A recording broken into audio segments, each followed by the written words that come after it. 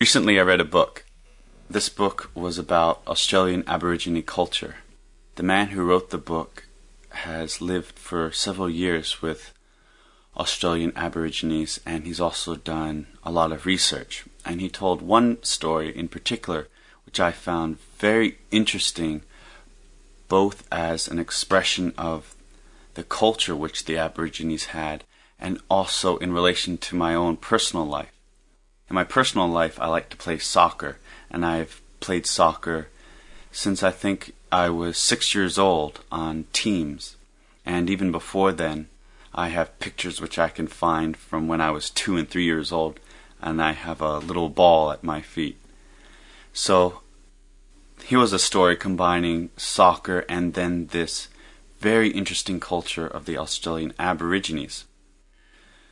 So the Australian Aborigines didn't invent soccer, and they only were introduced to soccer when Europeans came to Australia in, I think, the 1700s. And when the Europeans came, they saw how the Aborigines lived, and they wanted the Aborigines to live more like Europeans and do things the way Europeans do things, like how Europeans grow food or build houses. And so the Europeans also wanted the Australians to play soccer, because that's something which the Europeans liked very much, and they thought it would be good if the Australians also played soccer.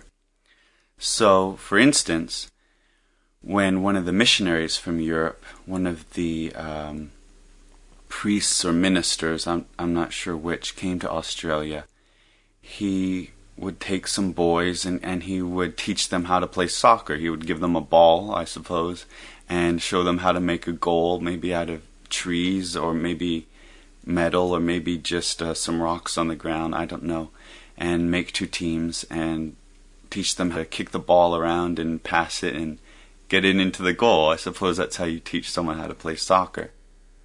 However, in soccer, you usually have one team that scores more goals than the other. Sometimes they both score the same amount, but most of the time, somebody usually scores more and somebody scores less, and then you have a winner and a loser.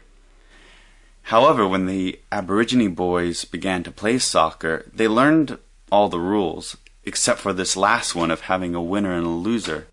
They actually changed the rules so that every game would end with both teams having the same amount of goals. There would never be a winner and a loser, and they did this because in their culture, which is many, many years old, I think many hundreds of thousands of years old, that's an incredibly long time, they didn't have competition like this. They didn't think that it was beneficial or helpful to have games where there was a winner and a loser. So when they played soccer, they had no winners and losers. They played every game so that everybody had the same number of goals. And to me, this is very beautiful.